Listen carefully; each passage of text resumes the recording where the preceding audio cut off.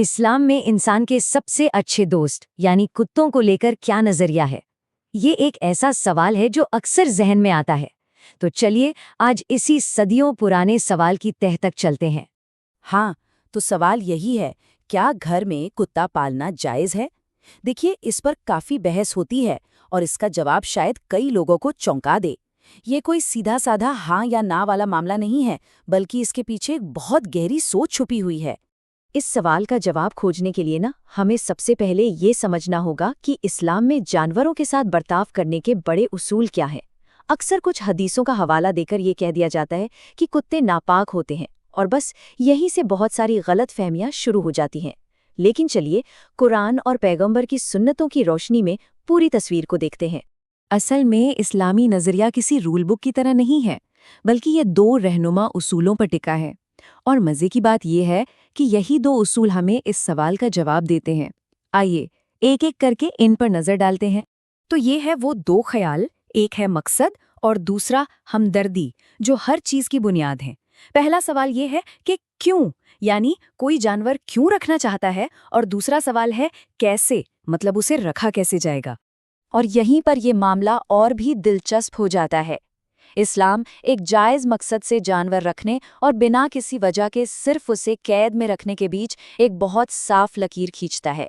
दूसरे वाले को वो बेरहमी या जुल्म मानता है। इसकी एक बहुत ज़बरदस्त मिसाल पैगंबर मोहम्मद की ज़िंदगी से मिलती है। हुआ ये कि जब उन्होंने मदीना में कुछ नौजवानों को बिना किसी वजह के एक कुत्ते को बांधे हुए देखा, तो उन्होंने उन्हें फौरन टोका और सिखाया कि ये एक बेरहमी का काम है। ये वाकया साफ दिखाता है कि जानवरों की भलाई को कितनी ज़्यादा अहमियत दी गई है। तो ठीक है, उसूल तो हमारे सामने आ गए। अब देखते हैं कि इस्लाम की पाक किताब यानी कुरान खुद इन उसूलों को कैसे अमल में लाती है। तो कुरान में कुत्ते का पहला बड़ा जिक्र कहाँ आता है? ये एक बहुत मशहूर कहानी में है, अस्हाबे कहफ यानी गुफा के साथियों की कहानी, जो अपने ईमान को बचाने के लिए एक गुफा में पनाह लेते हैं। अब देखिए, कुरान इस कुत्ते का जिक्र यूं ही नहीं कर देता। वो खास तौर पर एक पहरेदार और एक वफादार साथी के तौर पर उसके किरदार पर जोर देता है, जो गुफा के मुंह पर चौकसी कर रहा था। ये मकसद और साथ का एक बेहतरीन नमूना है ना? लेकिन कुरान यही नहीं रुकता। एक और मिसाल है जो कुत्तों के किरदार को और भी मजबूत करती है। कुरान असल में उन कुत्तों की तारीफ करता है जिन्हें एक खास हुनर सिखाया जाता है, शिकार करना। ये कुत्तों के साथ एक कामकाजी साझेदारी को मान्यता देता है। ये बात कितनी दिलचस्प है। जानवरों को ट्रेन करने की काबिलियत को खुदा का दिया हुआ एक तोहफा माना जाता है। ये कुदरत के साथ एक तरह से मिलकर काम करने जैसा है। तो ये काम होता कैसे है?